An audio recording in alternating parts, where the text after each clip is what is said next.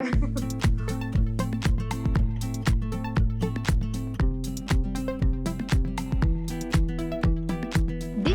collectif de 4, c'est quoi? Le collectif de 4, c'est un collectif d'associations qui s'est formé en 2010 autour d'un projet social ambitieux de mélange de plein de publics qui devait avoir lieu dans une friche commerciale de centre-bourg qui appartenait à la municipalité.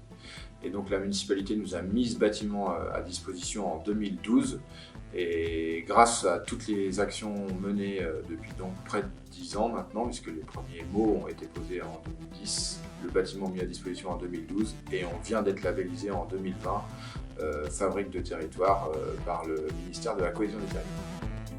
Quel est le lien entre collectif de 4 et l'économie sociale et solidaire?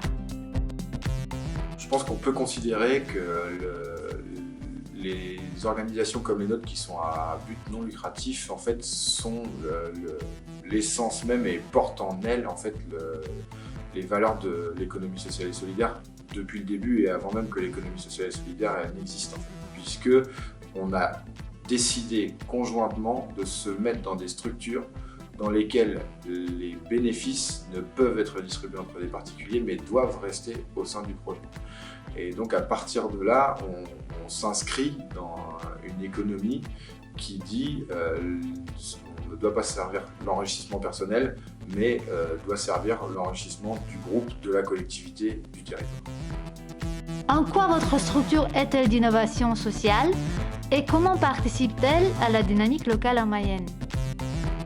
L'innovation ne se situe pas dans le fait de créer de la nouveauté, mais d'agencer l'existant de manière à ce que ce soit adapté au territoire. Et ça fait de l'innovation parce que l'innovation sociale, parce qu'en fait c'est une façon d'accueillir qui n'existe que très peu. C'est-à-dire qu'on n'accueille pas les gens en faisant la somme des contraintes qui l'empêcheraient de réaliser le projet.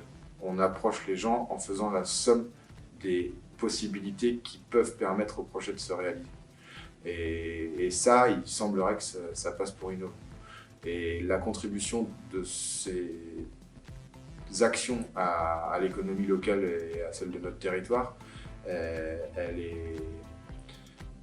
est partie d'acheter du Coca-Cola à Super U pour arriver à ne plus consommer que chez les producteurs du territoire et faciliter au maximum l'implantation de nouvelles activités économiques. Et aujourd'hui, on peut expliquer, nous, comment, grâce à notre présence et à nos actions, des commerces réouvrent, par exemple, en centre-bourg. On a une preuve par les actes.